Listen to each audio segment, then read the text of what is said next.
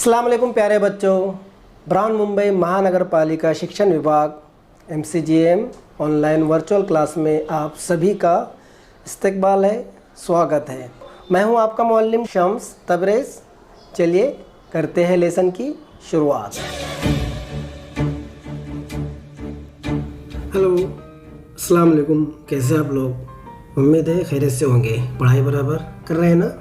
Very good, पढ़ाई बराबर करते रहिए। और कुछ समझ में नहीं आया तो कमेंट में पूछिए और हमारी वीडियो देखते रहिए। चलिए शुरू करते हैं आज का हमारा सेशन। जैसे कि आप लोग जानते हैं, हिंदी लोकवाणी 10वीं कक्षा के लिए, माध्यम उर्दू कक्षा 10वीं, विषय हिंदी, इकाई पहली। और आज हम जो पाठ पढ़ने वाले हैं, पाठ क्रमांक 5, अनोखे राष्ट्रपति। इसका ये पार्ट 2 है, भाग दूसरा है, जिसे लिखा है महादेवी वर्मा जी ने। मैं हूं आपका शिक्षक शम्स तबरेज़। चलिए बढ़ते हैं सीधा हमारे पाठ की तरफ।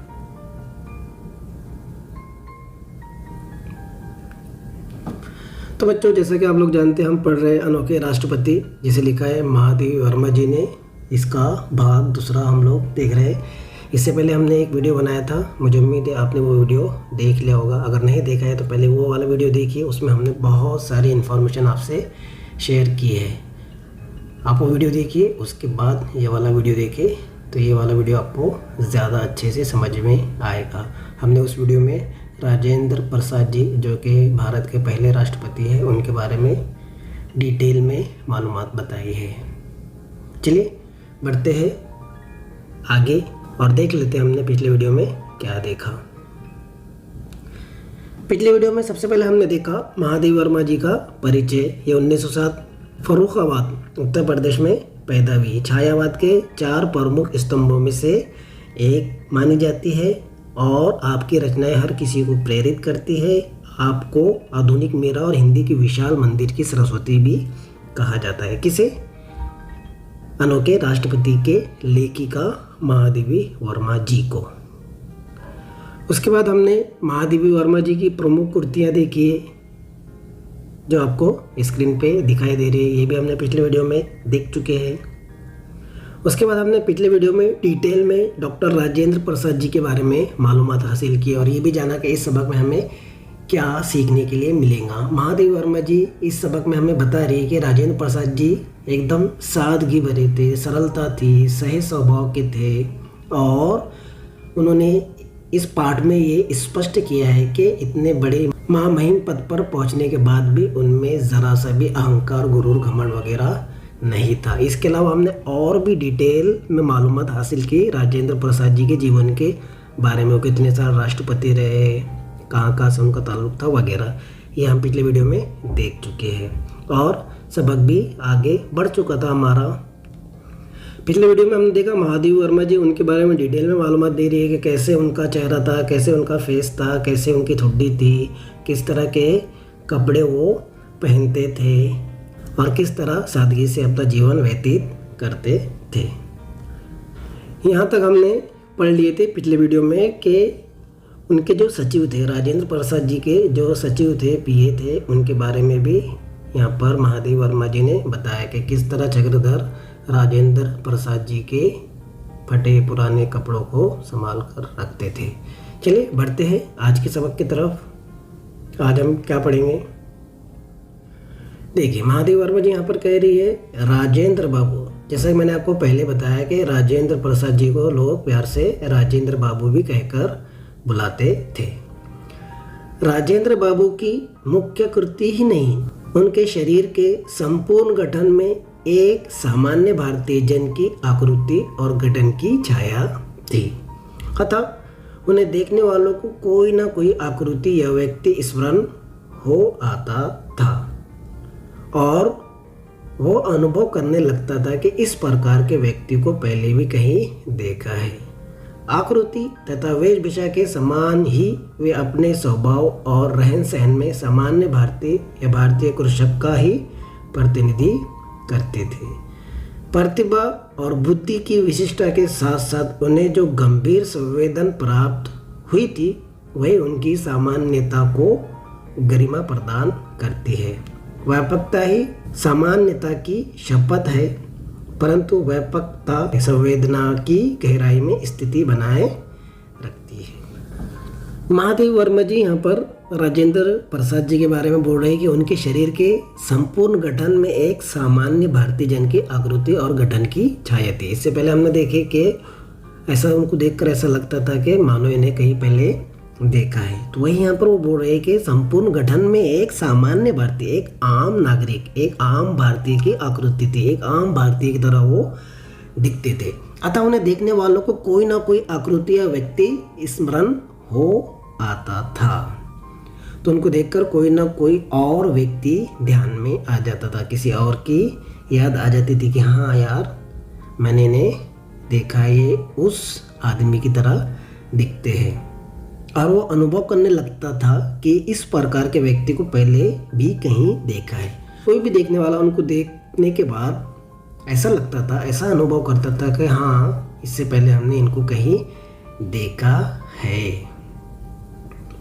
आकृति तथा वेशभूषा के समान ही वो अपने स्वभाव और रहन सहन में सामान्य भारतीय या भारतीय कृषक का ही प्रतिनिधि करते थे, और इस तरह के वो कपड़े पहनते थे, इस तरह अपना जीवन बिताते, इस तरह उनका स्वभाव था जैसे बिल्कुल एक सामान्य भारतीय, जैसे एक आम भारतीय होता है ना, एक आम इंसान होता है, भारत का एक आम रहवासी होता है, उस तरह के वो रहते थे, उस तरह वो रहते थे और प्रतिनिधि करते थे, मतलब अपने भारत को रिप्रेजेंट करते थे। इसके अलावा महादेव वर्मा जी कह रहे हैं कि प्रतिभा और बुद्धि की विशिष्टता के साथ साथ उन्हें जो गंभीर संवेदना प्राप्त हुई थी वही उनकी सामान्यता को गरिमा प्रदान करती थी, वही उनको क्या करती थी, गरिमा प्रदान करती थी, जो उनकी सामान्यता थी। व्यापकता ही सामान्यता की शपथ है, परंतु व्यापकता संवेदना की गहराई में स्थिति बनाए रखती है, ऐसा कह रही है महादेवी वर्मा जी। यहाँ पर यही बताना चाह रही महादेवी वर्मा जी कि वो बिल्कुल एक आम भारतीय नागरिक की तरह थे।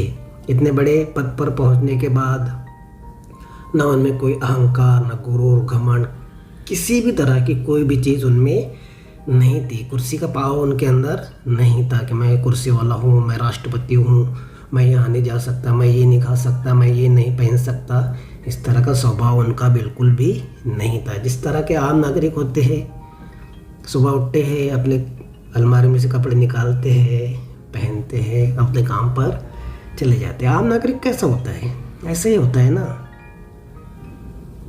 तो बिल्कुल उसी तरह थे हमारे अनोखे राष्ट्रपति, भारत आज़ाद भारत के पहले राष्ट्रपति डॉक्टर राजेंद्र प्रसाद जी। उन्हीं के बारे में यहाँ पर महादेव वर्मा जी बता रही है। चलिए बढ़ते हैं आगे।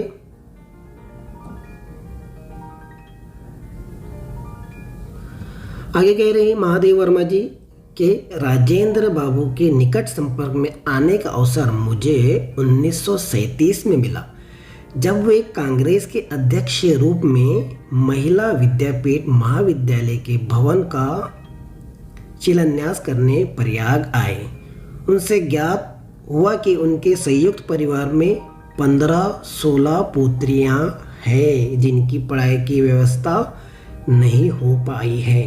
मैं यदि अपने छात्रावास में रखकर उन्हें विद्यापीठ की परीक्षाओं में बैठा सकूं तो उन्हें कुछ विद्या प्राप्त हो सकेंगी। अब यहाँ पे क्या कह रही है महादेव वर्मा जी कि उनसे पहली मुलाकात कब हुई थी। वो बता रही कि उनसे पहली मुलाकात 1937 में हुई, जब वो कांग्रेस अध्यक्ष के रूप में महिला विद्यापीठ महाविद्यालय के भवन का शिलान्यास करने प्रयाग आए थे। उनसे ज्ञात हुआ, उनसे मालूम हुआ कि उनके संयुक्त परिवार में 15-16 पौत्रियाँ हैं, मतलब वो 15-16 पौत्रियों के दादा थे, यानी उनके बेटों की बेटियाँ, जिनकी पढ़ाई की व्यवस्था नहीं हो पाई थी। और राष्ट्रपति बनने से पहले की ये बात है।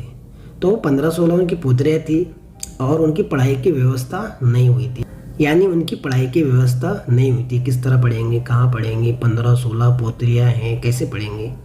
यदि अपने छात्रावास में रखकर उन्हें मैं विद्यापीठ की परीक्षा में बिठा सकूं तो उन्हें कुछ विद्या प्राप्त हो सकेंगी। ऐसा उन्होंने कहा कि इन्हें आप अपने छात्रावास में रख दीजिए और इन्हें फिर क्या कीजिए, पढ़ाइए लिखाइए। किसने कहा ये? राजेंद्र बाबू ने, जब उनकी पहली मुलाकात हुई थी महादेवी वर्मा जी से 1937 में। ऐसा कह रही है महादेवी वर्मा जी। बढ़ते आगे। पहले बड़ी, फिर छोटी, फिर उनसे छोटी के क्रम से बालिकाएं मेरे संरक्षण में आ गई। उन्हें देखने प्रयाग उनकी दादी और कभी कभी दादा भी प्रयाग आते रहे। तभी राजेंद्र बाबू की सहधर्मिणी के निकट संपर्क में आने का अवसर मिला। वे सच्चे अर्थ में धरती की पुत्री थी। वे साध्वी, सरल, क्षमामयी, सबके प्रति ममतालु और असंख्य संबंधों की सूत्रधारणी थी। हाँ, यहाँ पर क्या कह रही है महादेवी वर्मा जी के पहले छोटी, फिर उससे छोटी, फिर उससे छोटी, फिर उससे छोटी, इस तरह उनके पास राजेंद्र बाबू की पोत्रियाँ आने लगी। अब जब वो उनके पास पढ़ना शुरू कर दी, किसके पास? महादेवी वर्मा जी के पास, तो उनको देखने के लिए उनके दादी और उनके दादा यानी डॉक्टर राजेंद्र प्रसाद जी और दादी यानी राजेंद्र प्रसाद की पत्नी। और आगे वो कह रही है कि तभी राजेंद्र बाबू की सहधर्मिणी के निकट संपर्क आने का अवसर मिला। सहधर्मिणी यानी उनकी वाइफ, उनकी पत्नी राजेंद्र बाबू की। और वो कह रही है कि तभी उनके संपर्क में आने का मुझे मौका मिला। किसके? उनकी पत्नी के, राजेंद्र बाबू की पत्नी के संपर्क में आने का उनके वो मौका मिला महादेवी वर्मा जी को। महादेवी वर्मा जी उनकी पत्नी के बारे में कह रही है कि वो सच्चे अर्थ में धरती की पुत्री थी, यानी जमीन की बेटी थी। वो साध्वी थी, सरल थी, क्षमामयी थी, एकदम सादा थी, एकदम सरल थी, क्षमामयी थी, सबके प्रति ममतालु, सबसे प्यार करने वाली ममतालु थी और असंख्य संबंधों की सूत्रधारणी थी। और इतने सारे उनके रिश्ते थे, यानी रिश्ते वो बनाने में बहुत मजबूत थी। सबको अपनी तरफ खींचे रखने में, सबको संभाल कर रखने में, सबको जोड़ कर रखने में, इस तरह थी उनकी पत्नी। किसकी? राजेंद्र बाबू की। तो यहाँ पर राजेंद्र बाबू तो थे ही सादा, सरल, सहज स्वभाव के, लेकिन उनकी पत्नी भी उसी तरह की थी। तो ये कुदरत की बनाई हुई जोड़ी थी, राजेंद्र बाबू और उनकी पत्नी। ऐसा कह रही है यहाँ पर महादेवी वर्मा जी। बढ़ते हैं आगे। आगे कह रही है महादेवी वर्मा जी, ससुराल में उन्होंने बालिका वधू के रूप में पदार्पण किया था।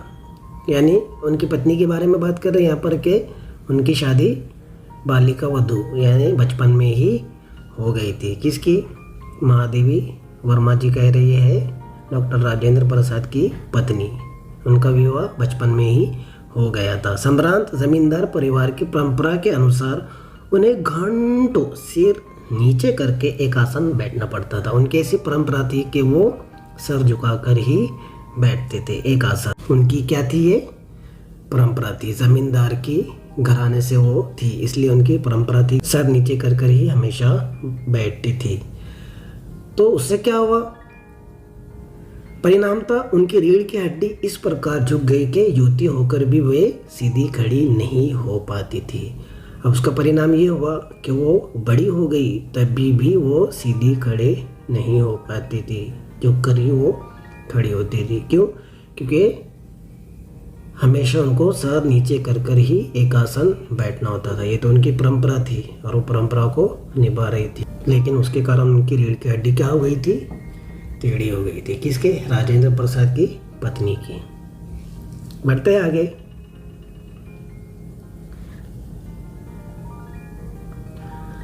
बालिकाओं के संबंध में राजेंद्र बाबू का स्पष्ट निर्देश था कि वो सामान्य बालिकाओं के समान बहुत सादगी और संयम से रहे।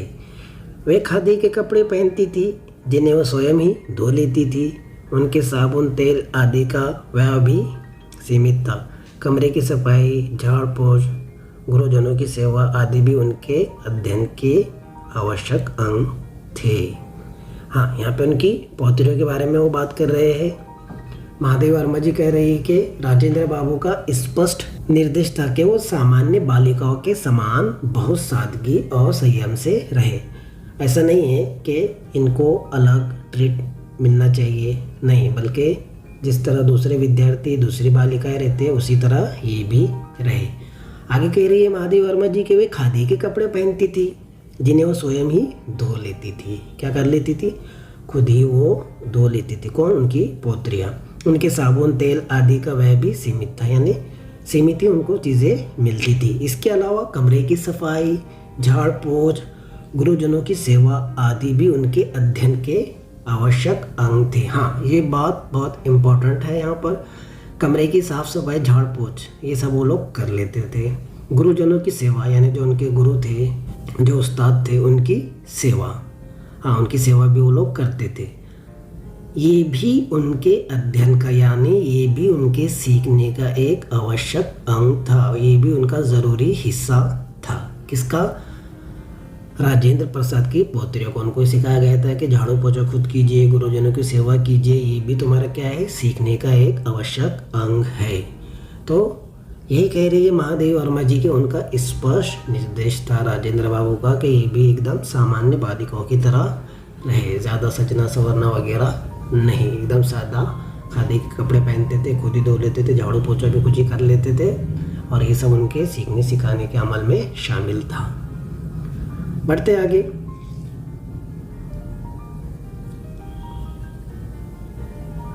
अभी देखिए आगे क्या कह रही है महादेवी वर्मा जी के उस समय स्वतंत्रता संघर्ष के सैनिकों के गंतव्य जेल ही रहता था।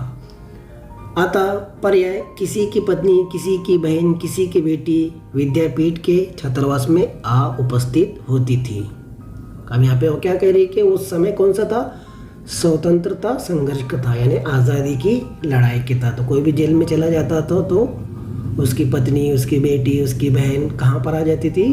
वहीं पर महादेवी वर्मा जी के पास विद्यापीठ के छात्रावास में आ उपस्थित होती थी। अब आगे देखिए क्या बोल रही है। देश स्वतंत्र होने के उपरांत उनमें से कुछ दिल्ली चली गई और कुछ विशेष योग्यता प्राप्त करने के लिए अंग्रेजी विद्यालय में भर्ती हो गई। आगे क्या कह रही है वो? हाँ, देश स्वतंत्र होने के बाद, यानी आज़ाद देश होने के बाद उनमें से कुछ दिल्ली चली गई, उनकी पौत्रियों के बारे में यहाँ पे बात कर रही हो, और कुछ विशेष योग्यता प्राप्त करने के लिए अंग्रेजी विद्यालय में भर्ती हो गई। केवल राजेंद्र बाबू अपवाद रहे। उनके भारत के प्रथम राष्ट्रपति हो जाने के उपरांत मुझे स्वयं उनकी पौत्रियों के संबंध में चिंता हुई।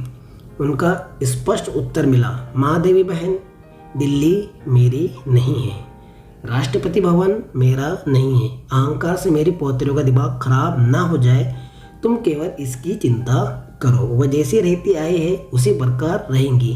कर्तव्य विलास नहीं, कर्मनिष्ठा है। क्या बोल रहे हैं यहाँ पर वो? केवल राजेंद्र बाबू अपवाद रहे। उनके भारत के प्रथम राष्ट्रपति हो जाने के उपरांत मुझे स्वयं उनकी पौत्रियों के संबंध में चिंता हुई कि अब ये कैसे रहेंगे, कैसे पढ़ाई करेंगे। अब तो आप राष्ट्रपति बन गए। लेकिन उनका स्पष्ट उत्तर मिला, किसका? राजेंद्र प्रसाद जी का। महादेवी बहन, दिल्ली मेरी नहीं है, राष्ट्रपति भवन भी मेरा नहीं है। वो चाहते थे तो अपने पूरी पौत्रियों को साथ में ले जाते थे, मैं तो अब देश का राष्ट्रपति हूँ, है ना, तो वो कर सकते थे, लेकिन उन्होंने ऐसा नहीं किया। और आगे क्या कह रहे हैं वो? अहंकार से मेरी पौत्रियों का दिमाग खराब ना हो जाए। अहंकार उनमें ना आ जाए, मेरे में तो नहीं है लेकिन उनमें आ सकता है। अहंकार से उनका दिमाग खराब ना हो जाए कि हमारे दादा क्या है, राष्ट्रपति है और हम ये कर सकते हैं, हम वो कर सकते हैं, ये चिंता तुम करो। ऐसा कह रहे हैं राजेंद्र प्रसाद जी महादेवी वर्मा को, तुम केवल इसकी चिंता करो। वो कह रहे हैं कि वो जैसे रहती आई है उसी प्रकार रहेगी। अभी तक यहाँ पर जैसे वो रह रही थी उसी प्रकार वो यहाँ पर रहेगी।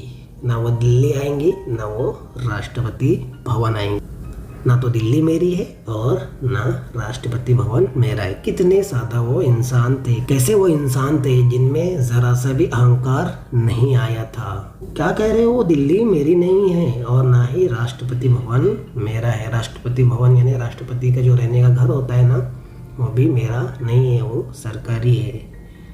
इसलिए मैं अपनी पोतरियों को नहीं ले जा सकता क्योंकि उनका दिमाग खराब हो सकता है। देखिए उनके कितने उच्च विचार थे, किसके? डॉक्टर राजेंद्र प्रसाद जी। देखिए आगे क्या कह रही है महादेव वर्मा जी, उनकी सधर्मिणी यानी उनकी पत्नी, किसकी? राजेंद्र प्रसाद जी की पत्नी में भी किसी प्रकार का परिवर्तन नहीं हुआ।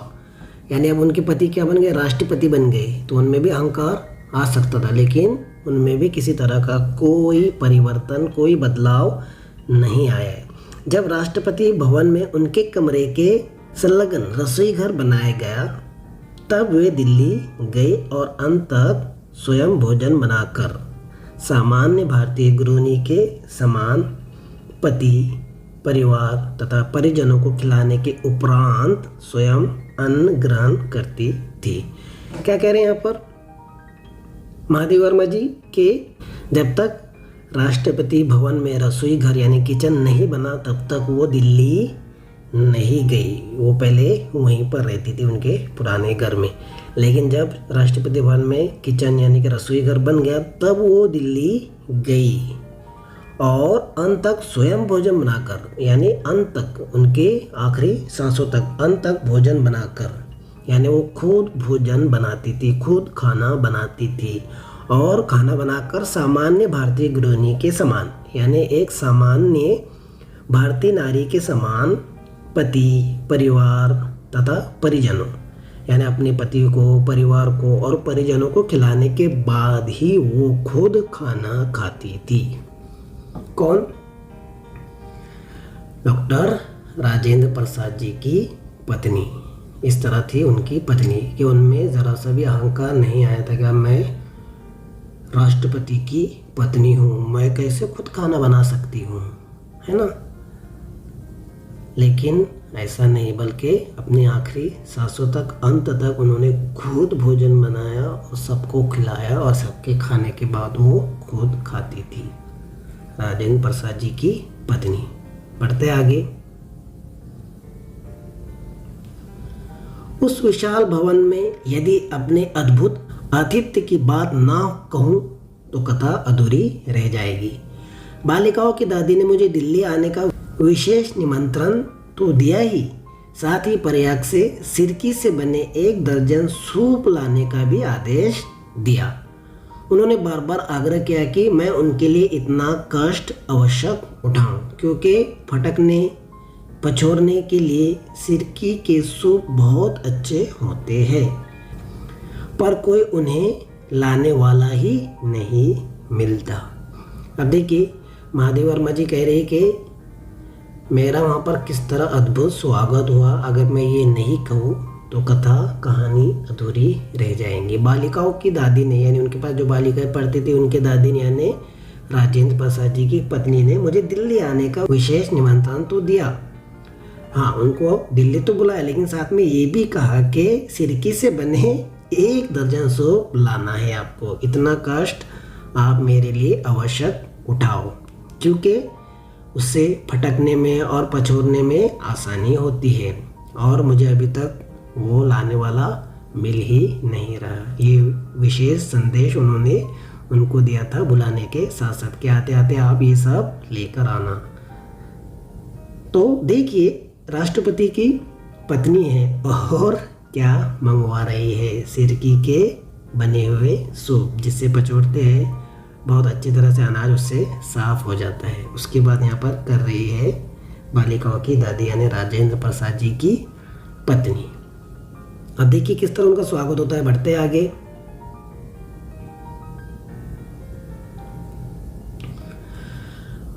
प्रथम श्रेणी के डिब्बे में 12 सूपों के टांगने पर जो दृश्य उपस्थित हुआ उससे भी अधिक विचित्र दृश्य तब प्रत्यक्ष हुआ जब राष्ट्रपति भवन से आई बड़ी कार पर यह उपहार लादा गया।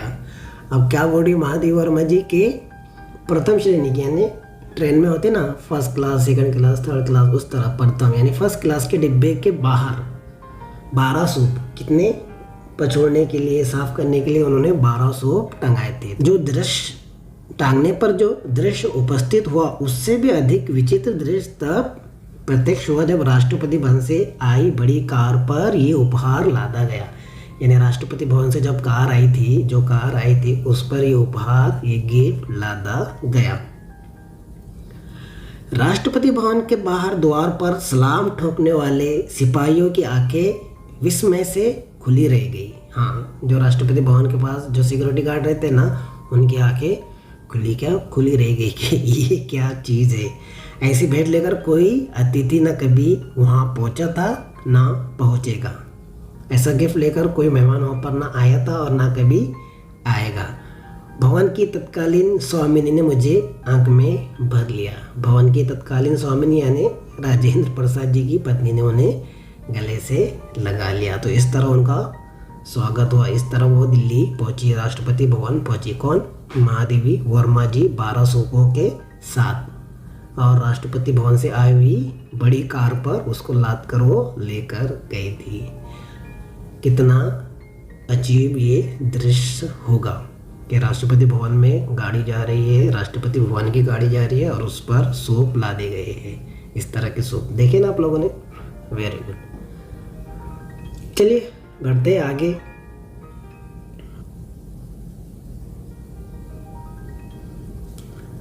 राजेंद्र बाबू तथा उनकी सहधर्मिणी सप्ताह में एक दिन अन्न नहीं ग्रहण करते थे। एक दिन वो खाना नहीं खाते थे, उपवास रखते थे। संयोग से मैं उनके उपवास के दिन ही पहुंची, और जब महादेवी वर्मा जी वहाँ पहुंची उसी दिन उनका उपवास था। उनकी ये जिज्ञासा स्वाभाविक थी कि मैं कैसा भोजन पसंद करूंगी। उपवास में भी अतिथि का साथ देना उचित समझकर मैंने निरन्न भोजन की ही इच्छा प्रकट की। फलाहार के साथ उत्तम खाद्य पदार्थों की कल्पना स्वाभाविक रहती है। सामान्यतः हमारा उपवास अन्य दिनों के भोजन की अपेक्षा अधिक व्यवसाध्य हो जाता है, क्योंकि उस दिन हम भांति भांति के फल, मेवे, मिष्टान आदि एकत्र कर लेते हैं। यहाँ पे क्या कह रही है कि मैं उस दिन पहुंची तो उनका उपवास था। अब उनको ये जिज्ञासा थी कि मैं क्या खाऊंगी। मैंने कहा जो घर में मैं वही खाऊंगी। उनके दिमाग में ये था कि इनका उपवास है, तो जब रात में ये उपवास खोलेंगे तो बहुत सारे फल फ्रूट अलग किस्म के खाने वगैरह मिलेंगे। लेकिन ऐसा वहाँ पर कुछ हुआ या नहीं हुआ, देखते हैं आगे। चलिए,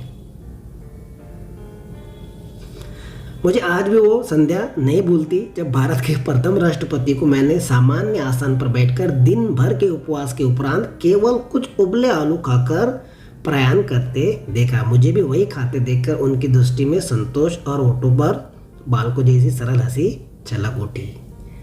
अब देखिए, दिन भर का उपवास है, राष्ट्रपति है, राष्ट्रपति भवन में है, उनके घर में मेहमान है, लेकिन वो अपना उपवास कैसे खोल रहे हैं? उबले हुए आलू से। दिन भर का उपवास है ना। हमारा जब रोज़ा रहता है तो हम क्या क्या पकवान खाते हैं और क्या क्या पकवान घर में बनते हैं, अल्लाह ही मालिक है।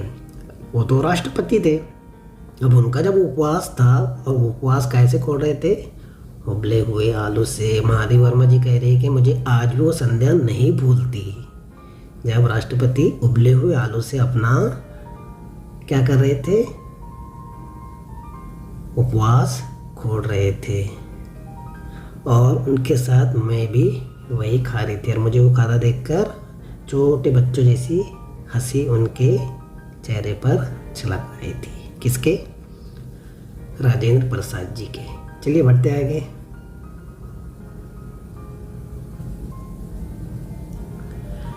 आगे देखिए, महादेवी वर्मा जी क्या कह रहे कि जीवन मूल्यों की परख करने वाली दृष्टि के कारण उन्हें देश रत्न की उपाधि मिली। किस कारण? जीवन मूल्यों की परख। देश रत्न यानी भारत रत्न, जैसे मैंने आपको पिछले वीडियो में बताया गया, उनको भारत रत्न से सम्मानित किया है, भारत रत्न अवार्ड उनको मिला है। सरल स्वच्छता ने उन्हें आजाद शत्रु बांध दिया। सरल और स्वच्छता ने उन्हें आजाद शत्रु बांध दिया, यानी उनका कभी कोई शत्रु नहीं बना। अनेक बार प्रश्न उठता है, क्या कह रही है महादेवी वर्मा जी? अनेक बार प्रश्न उठता है, क्या वो साँचा टूट गया जिसमें ऐसे कठिन कोमल चरित्र ढलते थे? महादेवी वर्मा जी कह रहे हैं कि वो साँचा टूट गया जिसमें ऐसे लोग बनते थे। उनका कहने का मतलब ये है कि आजकल ऐसा व्यक्ति हमें दिखाई नहीं देता था। जैसे हमारे पहले राष्ट्रपति थे डॉक्टर राजेंद्र प्रसाद जी, वही कह रहे हैं ये क्या वो सांचा टूट गया जिस सांचे में राजेंद्र प्रसाद जी बने थे, वो सांचा क्या टूट गया? कहने का मतलब ये कि आजकल ऐसे लोग हमें दिखाई नहीं देते, आजकल ऐसे नेता हमें दिखाई नहीं देते। आजकल के नेता कैसे होते हैं आप लोगों को बताने की ज़रूरत नहीं है। ऐसे कठिन कोमल चरित्र ढलते हैं, वो सांचा कहाँ गया, टूट गया है, नहीं मिल रहा है, किधर गया है पता नहीं, ऐसा कह रही महादेवी वर्मा जी। संस्मरण राजेंद्र बाबू से ये पाठ लिया गया है, जिसे लिखा है महादेवी वर्मा जी ने। तो बच्चों, मुझे उम्मीद है अनोखे राष्ट्रपति डॉक्टर राजेंद्र प्रसाद जी के बारे में हमने जो इस पाठ में पढ़ा वो आपके समझ में आया होगा और आपको कुछ सीख मिली होगी कि किस तरह राजेंद्र बाबू अपनी ज़िंदगी गुजारते थे। हमें उनसे सीखना चाहिए, हमें भी ऐसे ही सरल सहज स्वभाव अपनाना चाहिए, उनकी राह पर हमें भी चलना चाहिए। तो बच्चों, मुझे उम्मीद है आज का ये वीडियो आपको पसंद आया होगा। पसंद आया तो वीडियो को लाइक कीजिए, शेयर कीजिए, चैनल को सब्सक्राइब नहीं किया तो चैनल को सब्सक्राइब कर लीजिए। मिलते हैं नेक्स्ट वीडियो में, तब तक के लिए अपना ख्याल रखिए। Take care.